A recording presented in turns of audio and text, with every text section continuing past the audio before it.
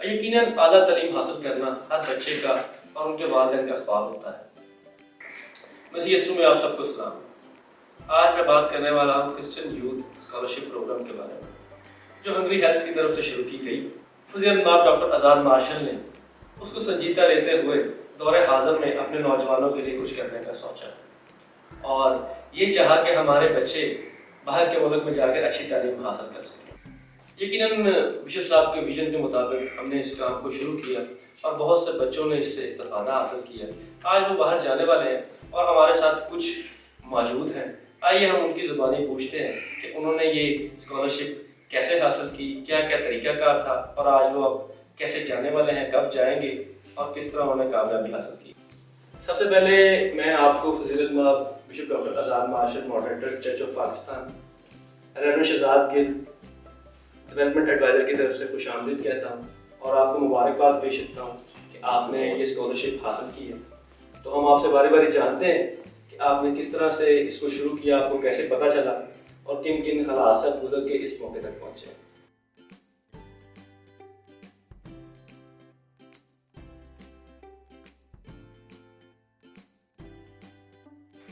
Congratulation नवीन, कैसे हैं आप? ठीक ठाक। आप आज हम आपसे जानना चाहेंगे कि किस तरह आपने इस जर्नी का स्टार्ट किया और आज आपको स्कॉलरशिप अवार्ड हुई है और आप कितने खुश हैं। थोड़ा सा प्रोसीजर के बारे में बताएं कि कैसे आपने शुरू किया और कैसे आज आप उसको देखते हैं। मुझे इसका पता लगा मेरे फ्रेंड से, अप्लाइड फॉर इट 2 साल पहले की बात है। अच्छा। तो at that time I tried and Covid की वजह से नहीं हो सका, उन्होंने बंद कर दिया। देन दिस ईयर मुझे पता लगा कैसे उनका हो रहा है। So I again tried and there are some steps like एक आपने जिस तरह मैंने बैचलर्स के लिए अप्लाई किया, तो उसके लिए मुझे अपनी अब इंटर की और मैट्रिक की जो सर्टिफिकेट्स थे वो चाहिए थे। फिर साथ इनके लैंग्वेज, अगर आपने आइल्स की नहीं इन्होंने किया हुआ कंपलसरी, तो आइल्स आपने नहीं किया हुआ तो आपका अगर आपकी स्टडी सारी कॉलेज में और मैट्रिक में अगर इंग्लिश में आपकी हुई है, इंग्लिश मीडियम में आप, तो वहाँ से आपको एक प्रोफिशिएंसी लेटर लेके आप उसको वो रिप्लेस कर देता है अच्छा, के साथ। ठीक है। ठीक है। तो अब वो जब मैंने अप्लाई किया तो एट दैट मोमेंट मेरे पास वो नहीं था। अच्छा। मैंने अपने कॉलेज से लेना था वो। और दूसरी चीज़ मेरे पास मेडिकल रिपोर्ट डेडलाइन थी क्योंकि सारे डॉक्यूमेंट सबमिट करने की, तो मेरे पास ये 2 चीज़ें नहीं थी। बट वो आपको देते हैं टाइम के, उन्होंने मुझे अगस्त तक का टाइम दिया कि आप ये दोनों डॉक्यूमेंट जो आपके मिसिंग है आप उनको अपलोड कर दीजिए। यानी आपको उन्होंने थोड़ा रेस्ट्रिक्शन दी थी जी, इस बारे में कि आपके पास जो है वो आप लगा दें, जी, मतलब सबमिट कर दें, हाँ और जो नहीं है उसके लिए एक डेडलाइन है उसमें आप सबमिट कर दें। जी बिल्कुल। राइट। ये वो लीनियंसी देते हैं आपको कि आप इजीली आप अपने, लेकिन डेडलाइन के अंदर अंदर आपने सबमिट अपनी एप्लीकेशन करनी है। 1-2 डॉक्यूमेंट मिसिंग है तो आप बाद में उनको सेंड कर सकते हो। थोड़ा सा नवीन यूनिवर्सिटीज के बारे में बताएं कि एक ही यूनिवर्सिटी करवा रही है या डिफरेंट है, किस तरह से आप? हाँ नहीं, तो काफ़ी यूनिवर्सिटीज़ हैं और काफ़ी डिफरेंट प्रोग्राम्स आप उनमें, जिस तरह मैंने आप बिजनेस मैनेजमेंट में लिया है, तो लेकिन और भी काफ़ी प्रोग्राम्स हैं जिनके अंदर आप, और काफ़ी यूनिवर्सिटीज़ हैं उनके। और ये आपका प्रोग्राम जो है वो कितने इयर्स का है? ये 3.5 इयर्स का। 3.5 इयर्स। तो कॉम्प्लिकेशंस क्या आई आपको रजिस्ट्रेशन के दौरान और उसके बाद उसको कंटिन्यू करने के दौरान, या आप स्मूथली उसको करते रहे? अगर आप पोर्टल पे आप जाएंगे तो पोर्टल पे आपको वो पूरी एक इन्फॉर्मेशन दे देंगे कि उनको किन किन चीज़ों की ज़रूरत है आपको अप्लाई करने की। तो अगर तो आप उसको जाके अच्छी तरह पढ़ लेते हैं तो फिर तो आप स्मूथली जो आपको डॉक्यूमेंट्स रिक्वायर्ड हैं, आप जिस तरह फिर आपका रिकमेंडेशन लेटर चर्च का बहुत ज़रूरी है, तो वो फिर मैंने रेवरेंड डाइसिस के थ्रू अपना रिकमेंडेशन, बिशप आज़ाद ने, हाँ जी बिल्कुल, उन्होंने मुझे रिकमेंडेशन लेटर दिया तो फिर मैंने उसके थ्रू वो वाला वहाँ पे सबमिट किया क्योंकि मैं रेवरेंड डाइसिस का मेंबर हूँ बड़ी देर से। अच्छा। तो मेरे मतलब फोर फादर सारे इधर से हैं। अच्छा, इसी चर्च। तो फिर मुझे यहाँ से लेटर मिला जो मैंने, जिसकी वजह से वो भी काफ़ी हेल्पफुल था मेरे लिए। और सही, सारे डॉक्यूमेंट्स आपके कंप्लीट हो तो फिर तो आपको इजीली सारी चीज़ें स्टेप बाय स्टेप आप कंप्लीट कर सकते हो। फिर आपका आता है कंफर्मेशन भी आ जाती है उसी टाइम कि आपका एप्लीकेशन हमें मिल गई है। फिर दूसरा वो आपको जब आपकी एप्लीकेशन शॉर्टलिस्ट हो जाती है तो उसकी भी आपको काफ़ी कंफर्मेशन बिल्कुल ईमेल आ जाती है कि आपकी हो गई है शॉर्टलिस्ट। और अब फिर उसके बाद मुझे ईमेल आई टेस्ट की मेरे कि आपका टेस्ट है ऑनलाइन उन्होंने मुझे लिंक भेजा कि आप इधर जाके ये तो उसमें कल्चरल था और आपका मैथ्स का था और इंग्लिश का था यानी वो कैपेबिलिटी देखते हैं कि आप जिस कोर्स के लिए, जिस एजुकेशन के लिए आ रहे हैं, वो आपको आता है, थोड़ा बहुत उसके बारे में पता है, आपकी एबिलिटी है, तो फिर आप उसको पास करने के बाद फर्दर आपको बताते हैं कि आया आप उसके लिए कैपेबल हैं, आपको स्कॉलरशिप अवार्ड की जाएगी या नहीं की जाएगी, टेस्ट पे डिपेंड करता है। बिल्कुल एग्जैक्टली, जिस तरह मैंने आईकॉम किया हुआ था तो आगे बिजनेस मैनेजमेंट में मैंने इसलिए अप्लाई किया कि वो उसके साथ कनेक्टेड था। तो इस वजह से फिर वो टेस्ट क्लियर करने के बाद फिर मुझे आफ्टर अ वीक, क्योंकि मैंने अपना मेडिकल जो था मेरा वो नहीं वो था अपलोड हुआ था। अच्छा, तो वो मैंने 28 को अपलोड किया है और मुझे 30th को शायद ईमेल आ गई थी कि आपका लेटर ऑफ, उन्होंने एक्सेप्टेंस लेटर मुझे भेज दिया था और उन्होंने कहा था लेटर ऑफ अवार्ड आपका यूनिवर्सिटी एक दफ़ा देखेगी आपका मेडिकल सर्टिफिकेट, उसके बाद फिर आपको लेटर ऑफ अवार्ड भी आ जाएगा। मतलब उन्होंने मुझे एक कहते हैं ना कि हाफ स्कॉलरशिप उन्होंने मुझे उस टाइम ऑफर की थी कि बाकी जो है वो पूरी बाद में करेंगे। और थोड़ा सा लीगल भी बताइएगा, जैसे अगर आपको जैसे ही स्कॉलरशिप अवार्ड हो गई थी उसके बाद फिर आपने क्या किया? ऑब्वियसली वीज़ा के लिए अप्लाई करना होता है, पासपोर्ट तो मैंडेटरी है, आपके पास होगा तो वीज़ा रहेगा, तो किस तरह से आपने अप्लाई किया और कैसे? सबसे पहले तो जब मुझे ये ईमेल आई तो अब एम्बेसी की भी रिक्वायरमेंट्स हैं। आपने अपने जो इंटर की और मैट्रिक की जो सर्टिफिकेट्स हैं उनको आईपीसीसी से और मिनिस्ट्री ऑफ अफेयर से टेस्ट करवाना होता है। ठीक है, उसको टेस्ट करवाया मैंने। उसके बाद फिर एम्बेसी को जब ये डॉक्यूमेंट्स मैंने कंप्लीट कर लिए उनकी रिक्वायरमेंट के मुताबिक, तो फिर मैंने उनको ईमेल की अपॉइंटमेंट के लिए। फिर उन्होंने मुझे अपॉइंटमेंट दी जो कि मेरी कल थी, अभी मैं कल इंटरव्यू दे के आया हूँ। अच्छा, एम्बेसी ने आपको हाँ ये इंटरव्यू के लिए? जी, फिर आप उन्हें एक्नॉलेज करते हो कि ठीक है मुझे ये सूटेबल है मेरे लिए। ठीक है, तो वो फिर अपॉइंटमेंट आप फिर उस डेट पे जाते हो, इंटरव्यू होता है वहाँ पे। इंटरव्यू भी खैर वो यही है कि आपको टेस्ट एक क्वेश्चनर देते हैं और आपसे पूछते हैं कि आपको कैसे पता लगा इस चीज़ का और ये आपने मतलब जो सवाल मेरे से हुए थे कि आपने ये यूनिवर्सिटी क्यों सिलेक्ट की और फिर आपका गोल क्या है, वापस आके कंप्लीट करने के बाद आप क्या करना चाह रहे हैं। ठीक है, ऑब्वियसली जब वो आपको स्कॉलरशिप अवार्ड करते हैं तो एम्बेसी में भी आपकी इंफॉर्मेशन भेज देते हैं कि हमने इनको अवार्ड किया, आप इनको वीज़ा जो है वो जारी करें। हाँ। और इसके अलावा आपको कौन सी कॉम्प्लिकेशंस रही हैं या आपको कितना टाइम स्कॉलरशिप अवार्ड होने के बाद लगा है वीज़ा हासिल करने के लिए? मुझे डॉक्यूमेंटेशन कंप्लीट करने में ऑलमोस्ट मंथ लग गया था। अच्छा, ये सारी चीज़ें उनकी रिक्वायरमेंट्स पूरी करने में। ठीक है। तो मतलब कि अगर मैं कहता हूँ कि जो इस चीज़ के लिए अप्लाई कर रहा है वो पहले अपनी ये टेस्टेशंस वगैरह करवा ले ताकि जब आपको अवार्ड लेटर ऑफ अवार्ड आए तो आपको इतनी स्ट्रगल ना करनी पड़े, भाग दौड़। ये बहुत अच्छा किया आपने अपने एक्सपीरियंस से बताया है। एक चीज़ बड़ी ज़रूरी है जो मैं पूछना चाह रहा हूँ, आपका कितना एक्सपेंस आया? एक्सपेंस मेरा जो है टोटल मतलब कि ये सारे कामों पे मेरा लग गया 50,000। ठीक है। और इसमें आपने टिकट ली है और वीज़ास का जो है रजिस्ट्रेशन फीस है वो भी पे की है? नहीं, अभी वीज़ा की फीस नहीं मैंने पे की, उन्होंने मुझे नहीं कहा फीस पे करने क्योंकि ये हमारा स्कॉलरशिप में वो सारा कुछ कवर कर रहे हैं ये। मतलब अगर आपको एक्सपेंस करते हैं जैसे टिकट का है तो वो आपको रीइंबर्स करेंगे? रीइंबर्स एग्रीमेंट में लिखा हुआ था ना कि आपको रीइंबर्स करेंगे, यानी आप अभी पे कर देंगे और जब आप चले जाएंगे कोर्स कंप्लीट करेंगे वो फर्दर फिर आपको। जी बिल्कुल, अभी जिस तरह मैंने टिकट करानी है अपनी तो जैसे वो वीज़ा आएगा तो फिर टिकट करा के ठीक है, तो फिर जब मैं वहाँ पे जाऊँगा तो बैंक अकाउंट जब हमारा खुलेगा वहाँ पे तो फिर वो हमें सारे रीइंबर्स कर देंगे और जो हमारे स्कॉलरशिप जो स्टाइपेंड हमारा है 2 महीने का वो भी आ जाएगा उसके अंदर। इसके अलावा आखिर में सिर्फ आप फैसिलिटीज़ के बारे में बताएं जो उन्होंने एग्रीमेंट में लिखी हैं कि आपको किस तरह से वो फैसिलिटेट करेंगे वहाँ पे। फैसिलिटीज़ का ये कि आपको एक तो वो डॉर्मेटरी में उसका जो एक्सपेंस है वो आपको पे करेंगे मंथली, ठीक है। फिर बाकी आपका जो लिविंग एक्सपेंस उधर का है उसको भी आपको एंटरटेन करेंगे, आपको वो पे करेंगे। तो ऑलमोस्ट ये जो है हंगेरियन आपको मिलेगा 2 लाख है। ठीक है, हंगेरियन है वो फॉरेन जो है तो इसमें आप सारा कुछ इजीली कवर कर सकते हैं फॉर मंथ एवरी मंथ। उसमें फूड वगैरह भी हर चीज़ वो आप उसी में सारा कुछ कर सकते हैं, तो आपको स्टाइपेंड देंगे और आप उसमें मैनेज जी एग्जैक्टली। और फिर आपको एनुअली रिटर्न मतलब आप अपने कंट्री में आ सकते हैं उसके लिए वो आपको टिकट पे करेंगे। वेरी नाइस, हमें बहुत खुशी है, एक बार फिर मैं आपको कंग्रेचुलेशन कहता हूँ। Thank you so much. और हम चाहते हैं कि आप अपनी जर्नी इसी तरह से जारी रखें और अपनी कौम के लिए भी बाइस फ़ख्र बनें और ये सफ़र आपका जो आपकी ज़िंदगी में अपने शुरू करने में कामयाब है। Thank you so much. एक दफ़ा फिर मैं आपको कांग्रेचुलेशन कहता हूँ मिशेल सर, और आपसे भी जानना चाहेंगे कि आपका एक्सपीरियंस कैसा रहा, आपने इस जर्नी को कैसे शुरू किया और अब कैसे आप आगे जा रही हैं, थोड़ा सा हमें इस बारे में बताइए। Thank you so much. मेरा नाम मिशेल सिरद है और मैं एक नेट की स्टूडेंट थी। बेसिकली अभी तो मैं जॉब कर रही थी ओजी ग्रुप के साथ। तो वन ऑफ माय कजिन जो राइवन राइसिस में जॉब करते हैं विश्व प्रसाद के साथ ही, उन्होंने मुझे इन्फॉर्म किया था कि इस तरह स्कॉलरशिप है और आपको अप्लाई करना चाहिए, ताकि आप मतलब इंटरनेशनल डिग्री ले लोगे तो आपके लिए बेटर हो जाएगा। आपको पता है पाकिस्तान में इंटरनेशनल डिग्री हो तो जॉब्स अच्छी मिल जाएगी। तो खैर फिर मैंने अप्लाई किया, जनवरी में मेरे ख्याल से प्रोसीजर स्टार्ट हुआ था और मेरी जॉब भी अभी बिल्कुल न्यू ही थी। खैर वो मैंने छोड़ दी जस्ट बिकॉज के मुझे था कि फोकस एक चीज़ पे हो तो वो बेटर हो गया।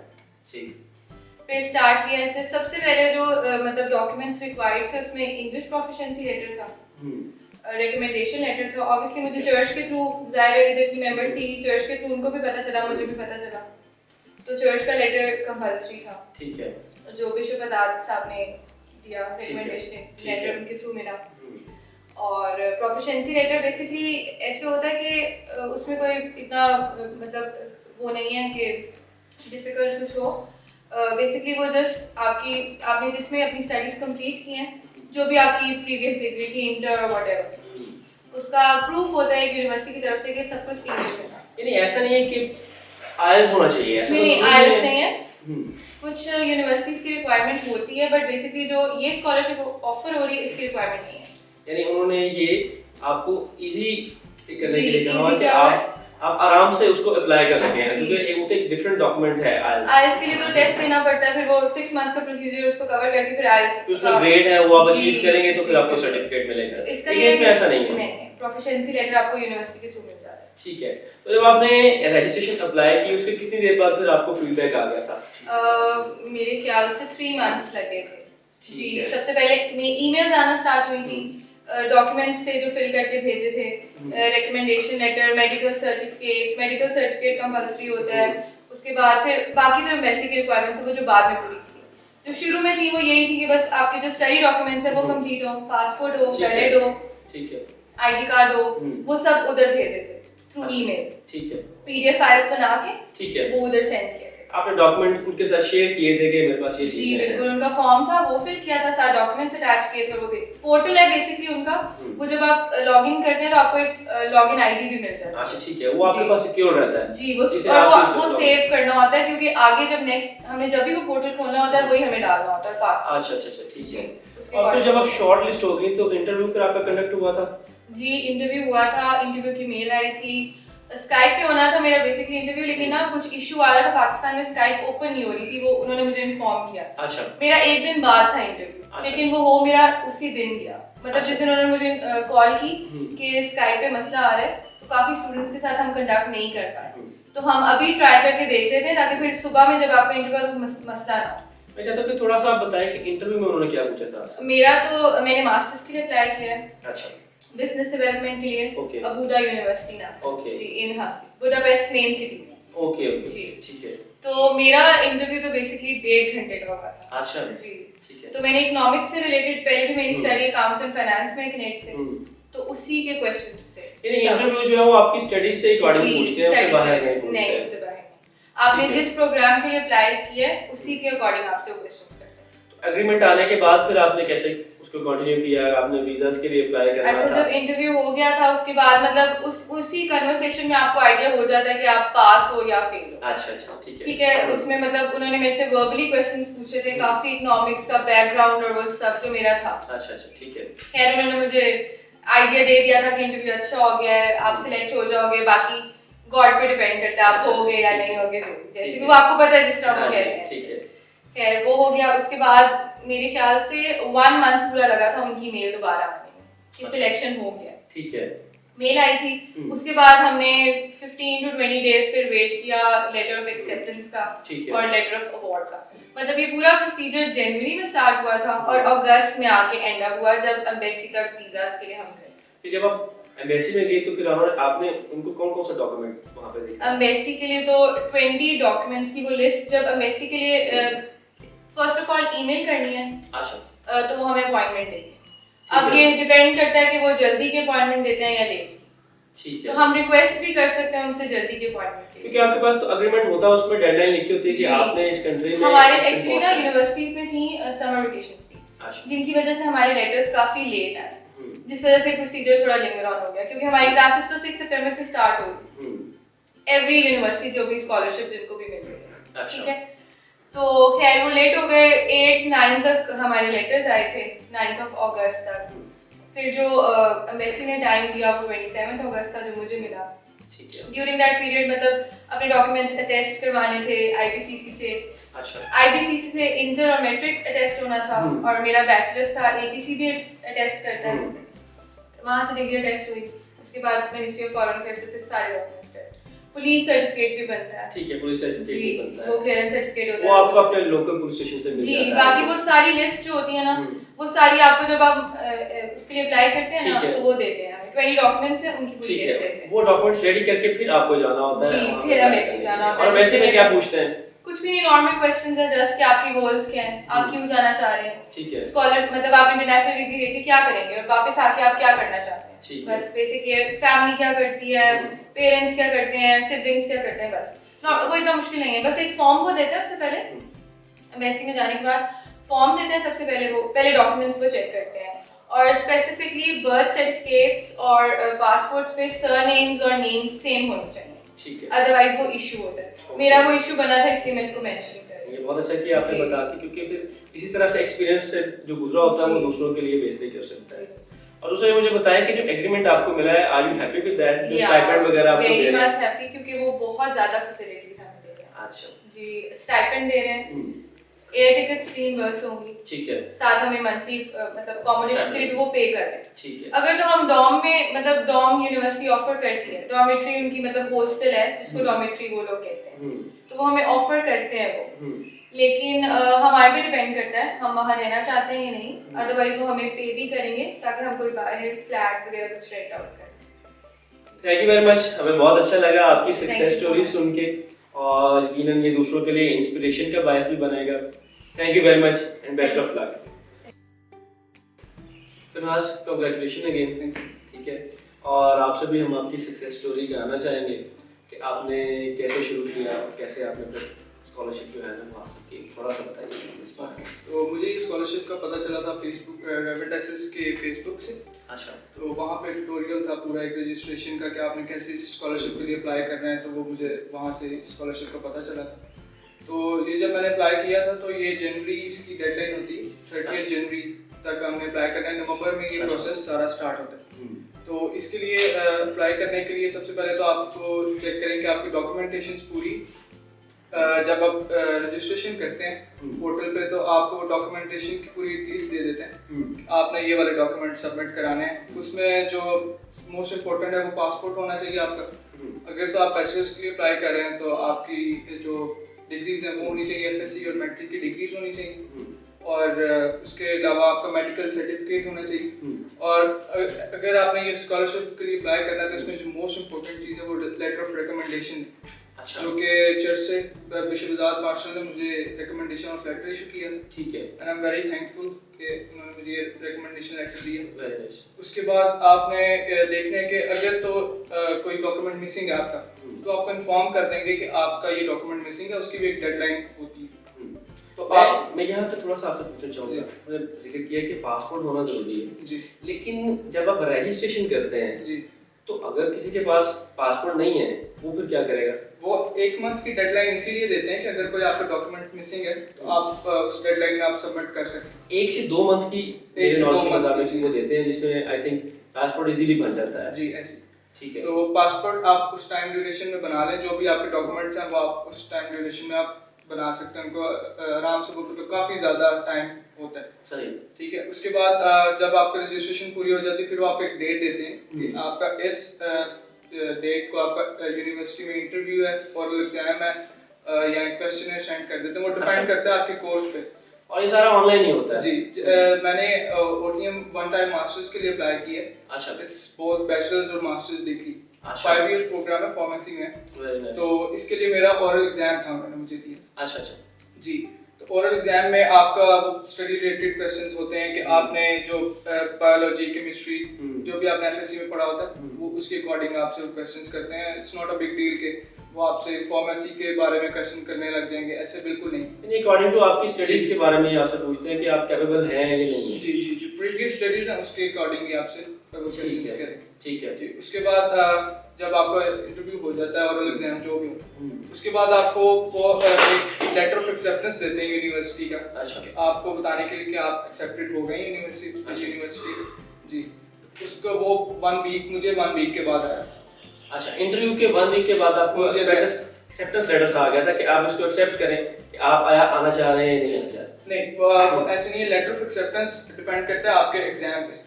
आपको यूनिवर्सिटी एक्सेप्टेंस दे देती है कि आप एक्सेप्टेड हो गए, आप एलिजिबल हैं, आप एलिजिबल हैं कंटिन्यू करने के। जी ऐसे। उसके बाद जब लेटर ऑफ एक्सेप्टेंस आ जाता है उसके बाद एक डॉक्यूमेंट रह जाता है लेटर ऑफ अवार्ड। अच्छा ठीक है। अब वो जब लेटर ऑफ एक्सेप्टेंस आता है तो उसके मंथ के बाद 1 मंथ के बाद लेटर ऑफ अवार्ड देते हैं। अच्छा ठीक है जी। तो आप जो आप आगे अप्लाई करेंगे, मेरे साथ ये हुआ है कि मुझे काफ़ी टाइम लग गया था अपने डॉक्यूमेंटेशन कंप्लीट करने। अच्छा। तो जैसे ही लेटर ऑफ एक्सेप्टेंस आ जाते हैं मेक श्योर कि जो आपकी डिग्रीज हैं और जो मैट्रिक की एफएससी की बैचलर्स की उनको आप पहले तो आईपीसीसी से टेस्ट करवा लें। आईपीसीसी का थोड़ा बताइए कि ये कहाँ पे और कहाँ मिलेगा? ये हर सिटी में इनका ऑफिस होता है, लाहौर में, इस्लामाबाद में, मेजर सिटीज में, हर सिटीज में इनका है ऑफिस। ठीक है। इसके लिए आप और एचईसी है उनसे भी करवाना पड़ता है? जी नहीं, एचईसी या आईपीसीसी दोनों से करवा लें। अच्छा, दोनों में से किसी एक से करवाना है? जी। अच्छा ठीक है। ठीक है। अगर तो आप मास्टर्स के लिए अप्लाई कर रहे हैं फिर आपको बैचलर्स की डिग्री आपकी एचईसी से करानी पड़ेगी। ठीक है ठीक है। उसके बाद मोफा जो है मिनिस्ट्री ऑफ फॉरेन अफेयर्स के ऑफिस, अच्छा, वहां से आपने ये डिग्री टेस्ट करवानी है, वो भी 1-2 दिन में टेस्ट हो जाती है। Very nice. ठीक है। उसके बाद जब आपका लेटर ऑफ अवार्ड आ जाएगा तो फिर आपको देर नहीं आगे लगेगी जो भी अप्लाई करेंगे आगे। ठीक है। तो उनको मतलब आप वीजे के लिए जल्दी अप्लाई कर सकते हैं तो आपको जल्दी वीजा मिल जाएगा। उसमें सारी डिटेल्स आई थिंक मेंशन होती हैं कि आपको स्कॉलरशिप अवार्ड हो गई है, अब अपने वीजे के लिए अप्लाई करें और अपना अरेंजमेंट करें फर्दर। और जो आगे आप अप्लाई करेंगे स्टूडेंट्स, मैं उनको बताना चाहूँगा कि जो डेडलाइंस होती हैं वो पास नहीं होनी चाहिए। जस्ट मेक श्योर कि जो उन्होंने डेडलाइन दी है आप उससे पहले जो डॉक्यूमेंट्स हैं अपने वो सबमिट करवा दें और वो काफ़ी मतलब आपको अकोमोडेट करते हैं हर चीज़ में। Very nice. जी ठीक है। उसके बाद वीज़ा प्रोसेस आ जाता है। जब आपको आप कैसे प्रोसेस आपने फिर उससे किया? जी लेटर ऑफ अवार्ड के बाद वीज़ा प्रोसेस आता है। वीज़ा प्रोसेस में आपके 2 डॉक्यूमेंट्स बहुत ज़रूरी है। एक तो जो आपका लेटर ऑफ एक्सेप्टेंस है जो यूनिवर्सिटी ने आपको इशू किया है, उसके बाद लेटर ऑफ अवार्ड। ठीक है। उसके बाद आपने एम्बेसी में मेल करनी होती है कि मुझे ये अवार्ड आ गया, मुझे अब आगे वीज़ा के लिए अप्लाई करना। ठीक है। वो आपको 1 वीक 2 वीक्स के बाद आपको अपॉइंटमेंट दे देते हैं। ठीक है। जब आप मेल करते हैं तो 1 वीक्स के बाद। ठीक है। उसके बाद आपने उस जो एम्बेसी में एक होते हैं रेजिडेंस परमिट का फॉर्म होता है और एक स्टूडेंट मोबिलिटी फॉर्म होता है, अपेंडिक्स 14 भी इसको कहते हैं। अच्छा जी। वो भी आप एम्बेसी से रिक्वेस्ट कर लें कि अब जब आप मेल करें उनको कहें कि मैंने स्टूडेंट वीज़ा के लिए अप्लाई करना है and I need residence permit form और अपेंडिक्स 14 जो स्टूडेंट मोबिलिटी का फॉर्म। और वो रिक्वेस्ट भी कर सकते हैं, एम्बेसी की वेबसाइट पे भी होती हैं। अच्छा जी अवेलेबल भी है वो? जी अवेलेबल भी है। तो आप वो फॉर्म बहुत ध्यान से फिल करना है। ठीक है। और उसके बाद स्टूडेंट मोबिलिटी का फॉर्म वो भी फिल करना है। ठीक है। ऑलमोस्ट 20 डॉक्यूमेंट्स होते हैं जो हमने एम्बेसी में सबमिट करवाने होते हैं और ये डॉक्यूमेंट्स की पूरी एक चेकलिस्ट होती है, वो एम्बेसी की वेबसाइट पे होती है। ठीक है। वो जब आपको इंटरव्यू जिस दिन आपका होता है वो आपने लेके जाना है? जी सारे डॉक्यूमेंट्स आपने मेक श्योर कि आपका कोई भी डॉक्यूमेंट जो है वो मिसिंग नहीं, और सारे डॉक्यूमेंट्स में जो आपके नेम सरनेम है उसमें जो आपके नेम है वो सारे आपके होने चाहिए, सेम होने चाहिए, नहीं तो वो बाद में मसला बनता है एम्बेसी। ठीक है। बहुत केयरफुली ये न्यूज़ को बहुत जी ऐसे। और उसके बाद आपको almost like 15 to 20 days working days लगते हैं वीज़ा इशू होने में, और 15 to 20 डेज वर्किंग और ऑलमोस्ट आपको 1 मंथ लग सकता है पूरा। ठीक है जी। तो अभी आप मुझे बताइए कि आप हैप्पी हैं जो आपको स्कॉलरशिप अवार्ड है? जी ठीक है। और इसके तौर मुझे बताइए कि आपका कितना एक्सपेंस हुआ है अभी तक? मेरा एक्सपेंस जो सिर्फ जो था डिग्री अटेस्टेशंस का था और मेरी कोई वीज़ा फी नहीं थी, मेरी कोई एम्बेसी में कोई फी नहीं थी मुझे, और कोई एक्सपेंस नहीं, क्योंकि स्कॉलरशिप के जो स्टूडेंट्स हैं उनके लिए कोई एक्सपेंस है ही नहीं ऐसा। और अगर आप वो टिकट का जो है वो जी वो टिकट अगर आप एक दफ़ा आपको लेनी पड़ती है, फिर आप जाके वहाँ पे आपको टिकट रीइंबर्स कर देते हैं। यूनिवर्सिटी आपको वापस पे कर देती है जो आपका एक्सपेंस होता है। जी। और वो विदिन मंथ या 20 डेज आपको रीइंबर्स हो जाती है। और जो आपकी मंथली स्टाइपेंड है वो भी आपके बैंक अकाउंट में, जैसे आप जाते हैं आप you have to open a bank account there, ठीक है। आप वहाँ पे उसमें ट्रांसफ़र कर देते हैं आपकी जो स्टाइपेंड होती है, जो आपका डॉर्मेट्री का एक्सपेंस होता है और जो टिकट होती है वो आपको सारी रीइंबर्स हो जाती है। और जो स्टाइपेंड की जो अमाउंट है वो काफ़ी मतलब वो ऑलमोस्ट 2 लाख हंगेरियन फॉरेन है, और उसमें एक स्टूडेंट आराम से मतलब वहाँ पे रह सकते हैं और कोई एक्स्ट्रा एक्सपेंसेस नहीं है उसके। ठीक है जी अच्छा, थोड़ा मुझे ये बताइएगा कि वहाँ पे आप अपनी स्टडी के साथ जॉब भी कर सकते हैं? जी, जो हंगेरियन गवर्नमेंट है वो स्टूडेंट्स को अलाउ करती है 20 आवर्स पर वीक अलाउ करती है स्टूडेंट्स तो वो जॉब कर सकते हैं? जी जॉब कर सकते हैं। We wish you happy journey. Thank you. हमें बहुत खुशी हुई है कि आपको ये स्कॉलरशिप अवार्ड हुई है और आपके लिए नेक मुमन्नों का इजहार करते हैं। Thank you. और आपके एक्सपीरियंस से, आपकी सक्सेस स्टोरी से यकीनन जो आने वाले बच्चे हैं वो बहुत कुछ सीखेंगे और उनके लिए इजी रहेगा। Thank you very much. Thank you. आखिर में आप कुछ कहना चाहेंगे? I would like to thank Bishop Saad Marshall that he has given me the recommendation letter, and because of that I got success in the scholarship, and I'm very thankful for it. Thank you. आप कुछ कहना चाहेंगे? Church letter was the main part of the scholarship. So thank you so much to Bishop Azad that he has given us the opportunity to go and study out there. Thank you so much. And I'm very thankful to Bishop Azad Marshall because the letter of recommendation is very important, plays a very important part in the scholarship, and I'm very thankful to him for giving me the recommendation letter and accommodating me. We wish you a very good luck and happy journey. Thank you. Thank you very much. Thank you.